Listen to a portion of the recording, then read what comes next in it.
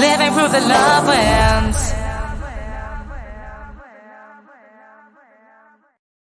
Good afternoon, good evening, good morning, wherever you are in the world, and welcome back to, I believe this is episode number 6 of the Reconnect with Your Teenager podcast with me, your hostess, Emma G. If you are still new to who I am, my story, and why you might be wanting to watch this, I am a New Zealand-born singer-songwriter, expanded to youth empowerment through songwriting worker here in Washington, D.C., where I utilize songwriting and music to help young people recognize the power of their voice, step into their power, overcome their overwhelm, anxiety, and stress, and then, of course, become healthier, happier humans. But I am not in the struggle of helping young people alone. No, my friends.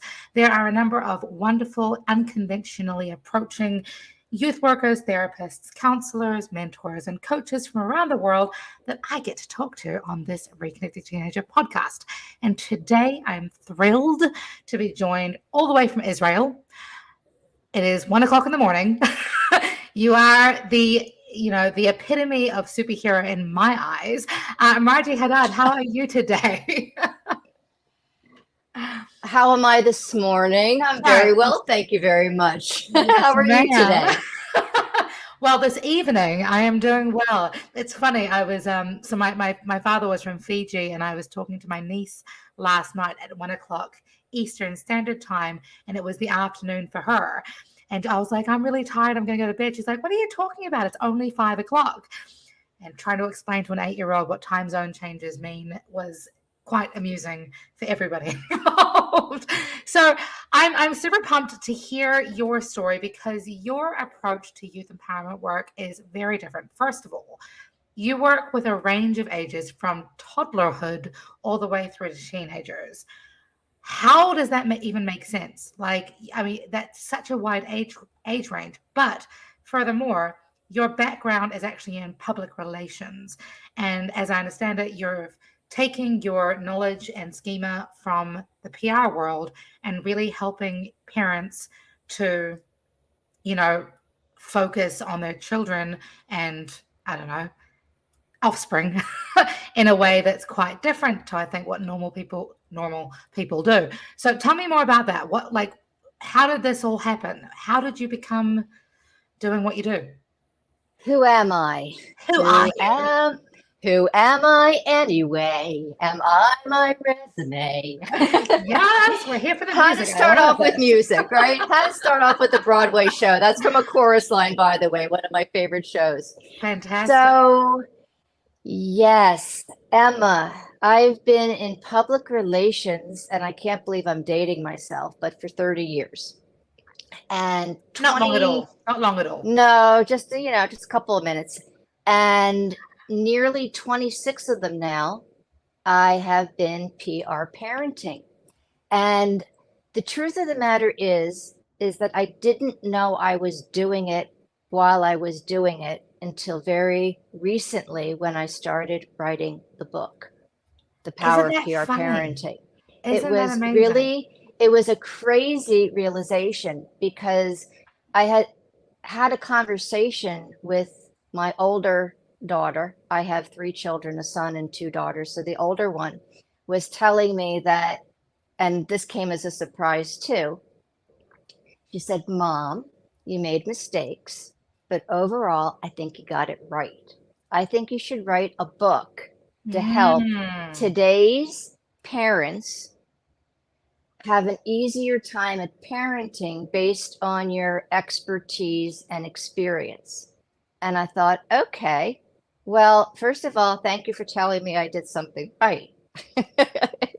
And then when I looked back thinking, what did I do right? I understood that I had applied my professional skills to parenting, and it had worked out. And I knew it worked out because, one, my kids, like everybody else's, are great. I'm a mom, so of course I'm a little biased. But the truth of the matter is when I watch them problem solve, when I watch them approach different life challenges, they're using the public relations skills to do it.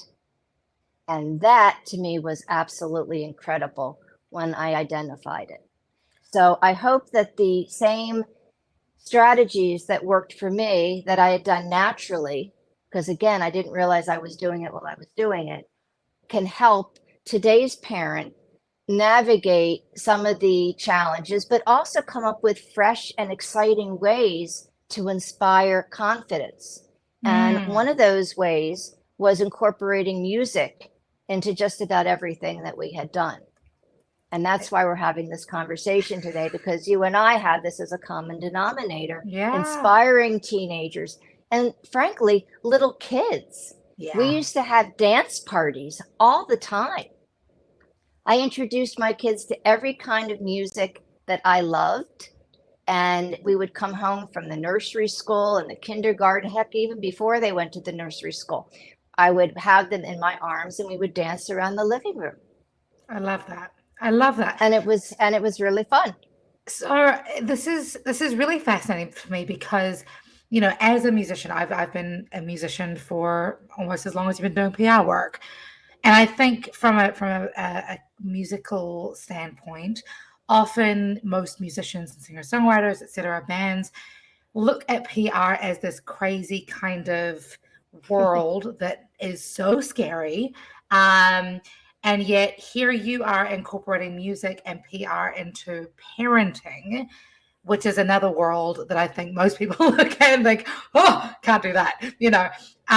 So and then of course that led to you writing this new book of yours, which I think another most non-creative people or people who are, you know, who ascribe to the focus on one thing at a time, kind of they think a book is way too much.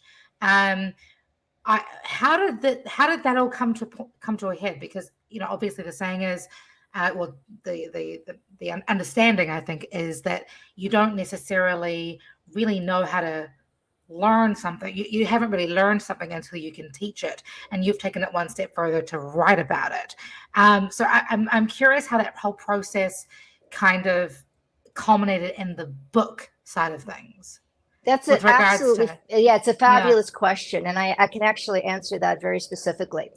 Okay, so we decided we were going to write a book and we were going to help parents today have an easier time at it using public relations strategies. But instead of just starting to tell stories and be kind of dry about the whole thing, I talked to a couple of, actually more than a couple of moms of varying age children. And I said, what do you want to know?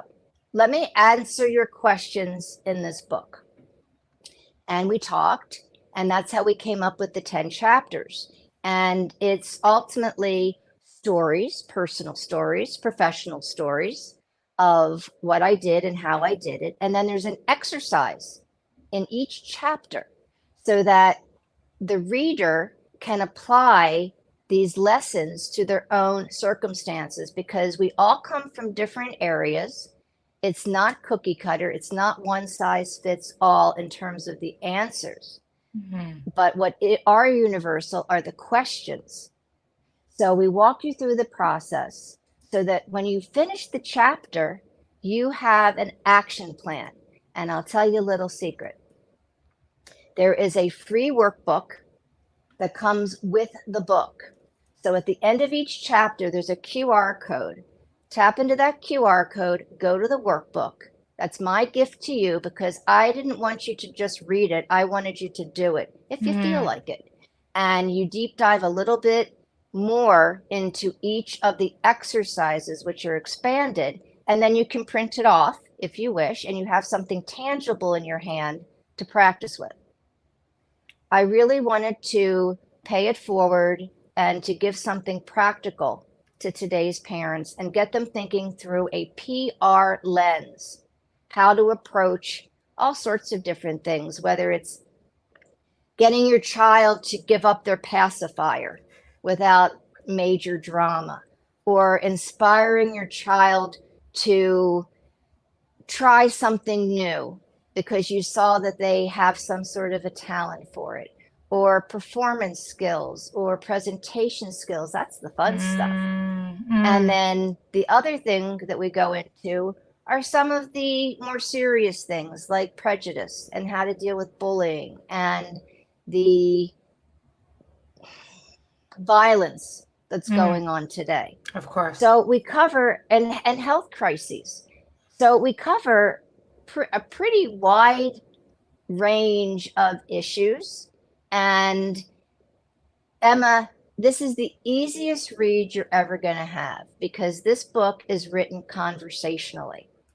You know, we were talking about having our teas with us right now, and we're going to have a chat for the next couple of minutes, right? Yeah. That's what this book reads like. It's Awesome. you and me, and we're having a chat, and I'm telling you what I know.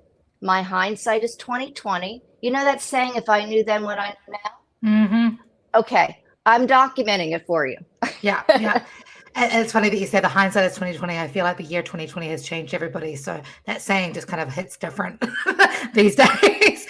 But yeah. I'm also like, I mean, I love that you go from, you know, the pacifier stage all the way through to prejudice and bullying. I think that's so beautiful because I think a lot of books tend to kind of be very niche, like, you know, teen years or, but you know, the toddler years, and you've gone all the way through really ascribing your expertise as a PR person, PR agent, into the whole parenting methodologies. Can you break down for those who are watching the replay or listening on Apple, iTunes, or whatever, what is PR and how does that even relate to parenting? That they seem like chalk and cheese to, I think, a lot of people. Chalk and cheese, that's great. I would say ultimately it's communication skills. And in public relations, a lot of what we do is we prepare our clients for some sort of interview or presentation or event. And the more we know about what's going on, the better we can prepare our clients and the better the net result will be. Of course. So those are the kind of skills I would encourage to bring home. So if we prepare our clients, why wouldn't we prepare our kids, whether it's for school, an extracurricular activity, for a party, or a nightclub when they get older, or a trip with or without you? I mean, the list is endless. But if you run through all of those preparation questions, then you have a plan for the expected and for the unexpected. Now, when you say, what is the unexpected? Well, you can guess what could happen. And if you didn't guess right, at least there's a plan in place so that your child has a starting point of kind of what to do. So that's how PR on the big picture is applied. And we drill down into all sorts of different things in the book along the way. Now, you mentioned toddler to teen. The earliest story is of me dropping my 6-month-old baby off to the nursery and how I dealt with the separation anxiety. Of course. I used the technique that I used at the office for client interviews. Oh, okay. You'll have to read the book to find out. She's like, wait, there's more, but you're gonna have to. There's absolutely more. I love it. And it takes you all the way up to my children getting into higher education and everything in between. So the stories are actually they're not in chronological order. Okay. They're told according to the relevance of that particular chapter. Okay, that makes sense. So, I mean, because I mean, my happy place is working with. I love kids of all ages, obviously. I mean, not obviously, not everybody does, but my happy place really is working with teenagers. And I feel as if there's a lot of, especially after the last few years, there's been a lot of disconnect with how we're really showing up for our young people, especially with the advent of technology, social media, et cetera, et cetera. I'm curious because you have made mention about the prejudices that you cover in the book, Right. and bullying and whatnot. And you're based in Israel, which is a very different country to where my father was from, Fiji, which is a very different country from America, where we live, and so forth. How much do you touch on the cross-culturalism between the States, Israel, or any other country, that a reader might access your book or want to work with you to learn more about how to apply PR techniques and skills to their parenting journey? We are a multicultural, dual citizen family, American and Israeli. And I'm from the United States, Mm-hmm. and my husband's family is from Morocco and from Tunis. Oh, So wow. we've got lots of multicultural themes going on in this house. I love And that. one of the ways that we approached being part of the solution rather than the problem of prejudice was to introduce our children to all different types of people from different backgrounds, from different countries, from different cultures, from different religions. I love So that. the exposure for them helped them to understand that it's wonderful to be part of the community that they come from, to have pride and to hold self-esteem. But there's also another way of doing things. And we need to be respectful and understand that they're not better or worse, they're just different. And everybody brings something special to the table. And that's what makes the stew the best that it can be. And my children until this day can walk into any type of crowd and feel comfortable. And if they see somebody different, they don't identify them as different. They just identify them as another human being, and they want to learn about them. Mm-hmm. I love that. I love that 1010%. I'm such a big advocate for, both allowing young people specifically, although a lot of older people could probably do with the same sort of adversity, but exposing young people to different situations and adverse situations so that they can flex those muscles and work those muscles when it comes to learning about themselves and learning about how they can show up and celebrate one another and celebrate the uniqueness and diversity. I've always said that diversity is a superpower. I love that. So I want to go back a little bit. Let's go back 30 years, say, because we're coming up to your Okay. let's go time warping. Okay. So you started your career in PR working for the Israeli consulate in Boston, Yes. Massachusetts. I've been to Boston twice now. That place is very cold. Yes, it is. Yes, it is. Very different to Israel, I'm sure, in terms of Not climate. necessarily. Oh, Not really? necessarily. Oh, I live in okay. I live outside of Jerusalem, Okay. So it gets cold. and it gets really cold. I mean, we Yeah. have snow here. Mhm. Yeah. Do you have the fishing rods on the what are they called? The water extinguishers on the side of the road. My first time in Boston, they looked like fishing rods that were on the water extinguishers on the side of the road. I was like, what is going on here? And I was told that if a fire broke out, they needed to know where the water mains were so that they could access them, so that they would put the Emma, that's somebody else's department. I have no idea.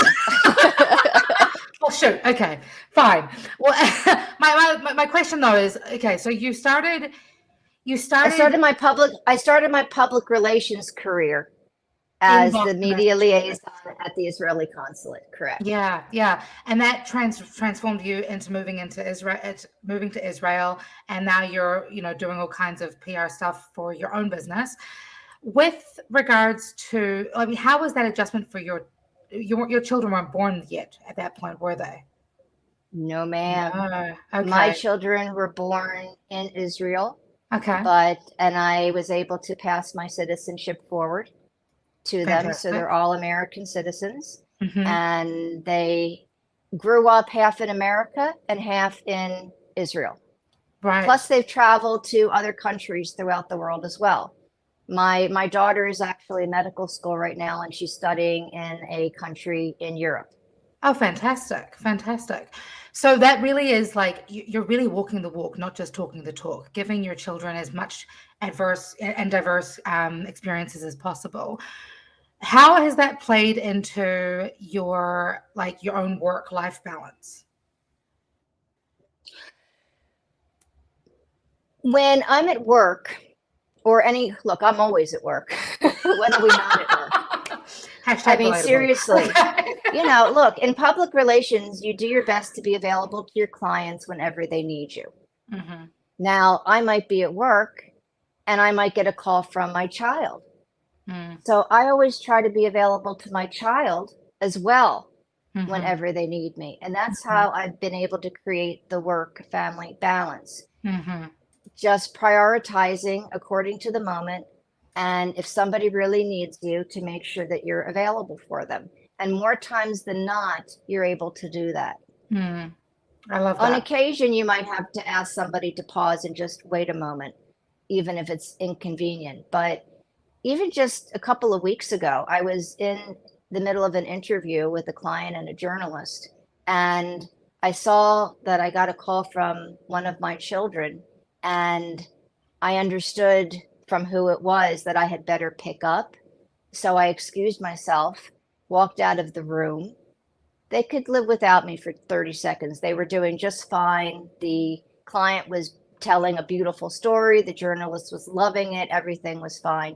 So I went and I prioritized my child, listened to what was going on for about 5 minutes or more because it was necessary. There was a true crisis involved, Hmm. and put the fire out. And then I went back to the interview. So that was a total balance. The key is to keeping your calm and not freaking out. Mm. Just roll with it, prioritize, deal with the issue at hand. And if you're with the kids, and depending on the age, and things are crazy at home and your client calls, then we're all pretty good at tuning out the noise when we have to, and Mm. just focus on your client and find out what the urgency is and help your client with what they need at that particular moment, and defer what can be deferred. Again, it's management, it's Mm. activity management, but calmly.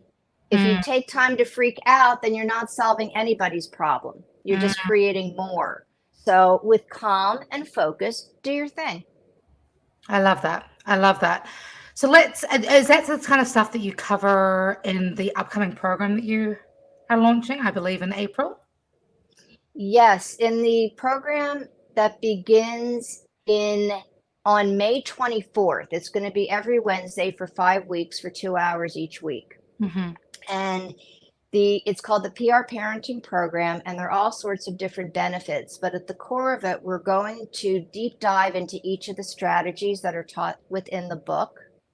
And we're going to workshop specific questions from the parents and go through the workbook together, so that you don't have to do it alone. If you want to do it alone, you can. But if you want support and you would like me to be a part of your world for that amount of time, then I would be glad to coach you and help you through the good, the bad, and everything in between, and help you work things out so that you have a real action plan in your hand. I'm there for you. The bottom line is I'm trying to be available, and not just with the book and the workbook, but personally available as well, so that we can have a conversation and do it together. Awesome. Awesome. And you've got a scholarship available that you're drawing Yes, on March 12th, which is National Working Moms Day or that is Working Mother's correct. Day. Is Right. that I National wanted, Mother's Day, Working Mother's Day in Israel or here in the States? it's in the States. I Okay. wanted to, I wanted to honor National Working Moms Day and give a present to one of the wonderful moms out there. So whoever applies, and it's the enrollment's limited to 10 people, Mm. maximum 15. So Okay. whoever applies early will be part of this drawing, and that person, whoever wins a full scholarship to the program. Amazing. Super, super exciting. And I And there's love all that you're, sorts of benefits. If you go to the website page, you can see all the things that are included. I'm just giving you big picture stuff, but if you look into all the details, it's really, really fun. awesome. And that's available on your website. If you go to the PR for Life, PR4.life and click on the program. So do you have to like read the book before, because the book's not out yet. When does the book come The out? book, okay, so the book will launch officially on April 4th. Oh, fantastic. And there's Kindle and there's paperback and there's hardcover. And well, yes, reading the book is the prerequisite for participating in the program because we're going to be teaching the book. But the timing of when you read the book is obviously up to you. So you can read the book in advance or you can read it during the program, whatever you prefer. Okay. Okay. This is about helping, not creating more work for you. So you do it whenever you want. But I can tell you that my kids read the book in an afternoon. So it's a really quick read because it's fun and it's conversational. And I do believe you might even giggle along the way. I'm That's a little awesome. sarcastic, and that comes out in my writing in the book as well. I am fluent in sarcasm. I think it's a New Zealand trait. So You know, I believe one of the central themes, Emma, is to keep your sense of humor. you And we're have going to keep to. our sense of humor through the program and through the book and through the workbook, and then we can get through anything. I love it. I love it. So with this program, are you, again, because you're starting the book, you cover everything from, infancy to teenagehood. Is this program going to be recorded? Do people like how will you be facilitating the program so that people can really make sure that it serves them throughout their life and parenting So, journey? so whoever joins the program, this 5-week program, Mm-hmm. okay, it's going to be recorded on Zoom, Okay. and I will be sharing the Zoom playbacks for whoever is part of the program, and they'll have access to that for a matter of months, as well as access to a private PR parenting community and all the coaching and specific drill downs and some other really cool gifts and community support. And it's going to be a really, really fun, enriching experience where you're going to come away with a whole new way of thinking of things, not just from the book, but also from the direct communication with me and from the other people in the group. I love that. I love that. One of my favorite sayings, just kind of like segue a little bit, is the what is it? I think it's from a Malcolm Gladwell book, on like just discussing what your why is, and making sure that you lead with your why at all times. And one of the things that you and I have talked about outside of this specific conversation here is that one of your philosophies is really around, if you can help, you should help. Right. Who was helping you as you were navigating this, your PR work, parenting work, or was it just something that kind of organically grew from your 30 years experience in the PR world? Yes. Well, cheers to that. Okay. Look, it's a short answer because I didn't realize I was doing it while I was doing it. When my children would have some sort of medical issue, I drew from my crisis management experience in order to deal with it. When my children were prepping for a school play or for their bar mitzvahs, and frankly speaking, with the bar mitzvah and the bat mitzvah, and anybody can do this with any of their religious activities. It's not limited to Jewish religion, it's any religion. Mm-hmm. There's always some version of a speech, some version of a party. So the speech, that's writing and grammar and presentation. And with the practice, we learn that there's no such thing as the perfect first draft. We know that in public relations. Right. We get a first draft and then 75 people have to look at it until it gets approved. Right. So how is it anything different with a speech that your child has to give at a religious event or at school or wherever? Mm-hmm. Maybe they're giving the keynote speech at their graduation. Yeah. First draft, guess what? No such thing as the perfect first draft. And the earlier you learn that, the easier it is for somebody to come in and edit you because you're just waiting to find out not what's wrong, but what can make it better. That's the perspective. Okay. I love that. Like you've just, it's I feel as if you're how do I put this? I feel as if there's a lot of emotion that goes behind parenting, obviously. Behind every relationship building, Right. relationshiping, whatever. Right. There's a lot of emotion that goes into it. And I feel as if your approach is really taking your foot off the gas pedal of emotion and really just cognitively reframing a whole bunch of tricky spots or sticky spots that people tend to find themselves in, and just allowing people permission to A, make mistakes, B, learn from them, and recognize that they're growth points as opposed to just, pain points. I love that entire narrative that you're speaking on. And I'm so excited for your book, which is already number one in 3 different categories. Is that right? Yes, yes, it has been number one. It fluctuates, but yes, Of it's been course. since it went on pre-order a week ago, less than a week ago, and it's been number one multiple times in child discipline, family activities, and family health. And all of these subjects are actually covered in the book. What's interesting, Emma, is that lots of different people have read it until now. Mhm. And everyone has taken something different from it. Originally, to be honest with you, this was a love letter from me to today's mom. Okay. But then some dads read it and said, well, we want to get in on it because this speaks to us. And then some grandparents read it, grandparent age people. Of course. And they said, well, this is a great way. We never really thought of that. So we want to get on it. And then teachers who had been in the business for decades said, Mm. wow, this is a completely new approach. I never really thought about doing it this way instead of that way. Go figure.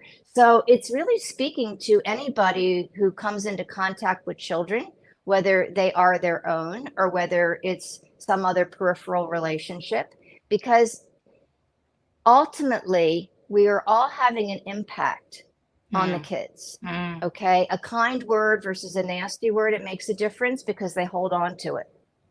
Just like we held on to what our parents and our teachers and our guidance counselors said to us, it's Mhm. no different today. So Mhm. we all need to give an extra thought to what we are sharing with the kids and how we're sharing it. And we have an enormous amount of power and we need to use it wisely. Amen. With great power comes great responsibility. I feel And you. even with the music. Yeah. And Yeah. even with the music. I Yeah, of mean, course. like I was telling you earlier, I was chilling out one of my CEOs today before they were about to practice a presentation. And one of the things we do is we play whatever the choice music is of the CEO. And his choice was James Brown. And Of this course. rock out it always makes all the difference for the CEO. They go Yeah. from monotone to animated and fun and interesting and storytelling rather than just sounding like a robot. And Yeah. it's the same thing with the kids. If they had a test at school, we would definitely put on music in the car and jam out before they went into the test so they were in a good mood before they took their test. Or if they had a presentation. And my kids were also the entertainment at their bar mitzvah and bat mitzvahs. My Right. daughter sang, she gave a concert. My son did a hip hop performance and breakdance. And my Okay. youngest daughter also did hip hop. So music has been a central theme and component of just about everything we do in this house. And Yeah. my son actually writes songs. He taught himself how to play Okay. the guitar. So, Awesome. parents out there, something very important. You don't always have to pay money for an instructor. I mean, it's nice if you can, but it's not a prerequisite. My son learned how to play the guitar on YouTube. Of course, that I've been saying that for I don't even know how long. People have been asking me to teach their children to play guitar. I'm like, I'm not the world's greatest guitarist. I'm a songwriter. That's why I do youth empowerment through songwriting. But if you want to learn a guitar, YouTube is such a great resource. It's beautiful, and to your story about the CEO, obviously James Brown, there's nothing that compares. But Yes. but music does such a beautiful thing to our, on a chemical level, to our brains, to our mental health, to our emotional stability, especially when and I'm being biased here, I realize, but when you can not just turn to someone else's music, but also turn to your own music and be like, yes, this is how I'm feeling. This is, watch out world. Here we are. That's brilliant. That's brilliant. So I'm curious, does this mean that you are going to do an audio book and have, your own theme song as part of the audiobook version of your book? Let's take this. Let's take this in two parts. Yes, to Okay. the audiobook. Okay. I'm told I'm supposed to do that in the summer. Okay. Cool. Something like that, a few months after the book comes out. Listen, to be frank with you, this is my first rodeo. So I'm learning from my publishers, Muse Literary, which is run by Sarah Cannell and Patricia Fors, two amazing, amazing women. And Wonderful. whatever they tell me to do, I do. So yes, audiobook is in the future. And I love the concept of incorporating a music component. So I'm going to bring that up. Thank you for that idea. I'm here to help. If there's anything I can do to help, let me know. I'm all about, helping people through music. I love that. Let's collaborate, Emma. Maybe We can do you'll this. help me write something. We do something Here we go. special. I would love that. I would love that. Thank you so much for your time, Marjie. I really appreciate you staying awake for me. I know it's super late over there in Israel, 1 o'clock in the morning or 2 o'clock now. Oh, you're an angel in human form. Thank you for sharing your light, sharing your magic, sharing your message. For everybody who is watching, please check out Marjie Hadad. Her website here is, well, actually, first of all, her Instagram is Marjie Hadad. Obviously, MarjieHadad on Instagram. Her website, where you can pre-order the book, is pr4.life. That is also where you can register and find out more about the program that will be giving out a free scholarship, a full scholarship, on National Working Moms Day. So I'm really excited for everything you're doing. Thank you so much. Is there anything else you want to share before we take our leave? I would like to wish you a congratulations on your engagement. I am thrilled for you and wishing you every happiness and lots of years together of good health. And if you become a parent someday, let's keep in touch, and I want to hear how it's going. Well, I need to get a copy of this book anyways because of my history as a youth worker. So I appreciate you. Thank you so much. I'm very excited to, love is a good thing. I love love. Love is in the air. Oh, go ahead, Marjie. Don't get me going. I could sing for hours. It's my favorite thing to do, whether people like to listen to me or not. This is how we do it. I love it. I love it. I love it. Thank you so much. Thank you to everybody who's been watching. We really appreciate your time. Thank you so much to Jar Logic from the iRant Network, who is helping me to produce this. You guys are amazing. Stay awesome. Keep smiling. Spread love like it's going out of fashion. Don't forget to, brush your teeth on a daily basis. And we'll see you next week here at the Reconnect Your Teenager podcast with me, Emma G, and our next guest. But thank you so much to Marjie Hadad. Happy days. Pleasure.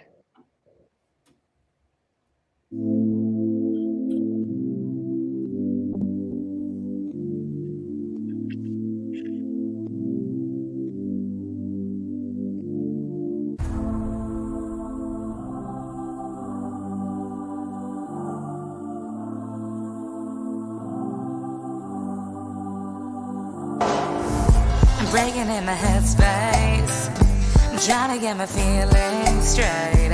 I've overthought my mistakes, I turn one into one, so hard to stay sober. I'm damaged and I'm love stoned, so hard to remain in control. Rewriting what I thought I'd know, and I'm drinking it in, but the lesson ain't over. And I can almost pinpoint where we went wrong. I'm not about the sad songs, the foundation said I'm good to go.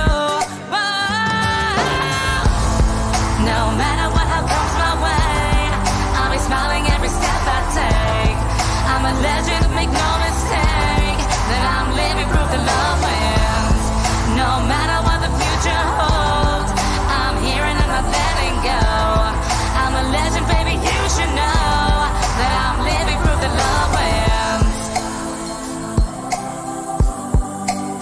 living proof that love wins. It's strangely who I used to be, but I'm not going down quietly. I know I create my destiny. When it's bright as life, the evergreen knows it. I left behind the what if. I broke up with the negative. I'm flirting with abundance, and I'm drinking it in. My purpose is magic. I can almost pinpoint when my love began. I'm so glad that I know who I am, 'cause I'm the woman, I'm not the man. Whoa. No matter what comes my way, I'll be loving every step I take. I'm a legend, make no mistake. I'm living proof that love wins. No matter what the future holds, I'll be here and I'm not letting go. I'm a legend, baby, you should know. I'm living proof that love wins.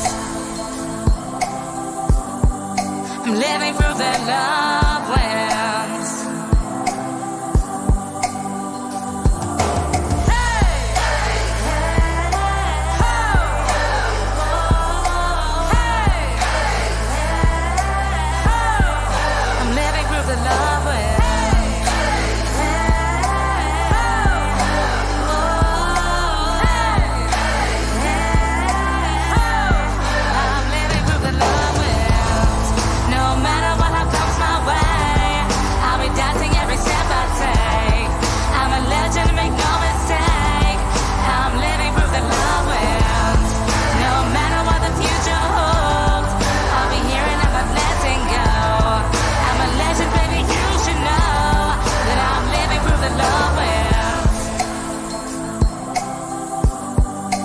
Living proof that love wins. I'm living proof that love wins.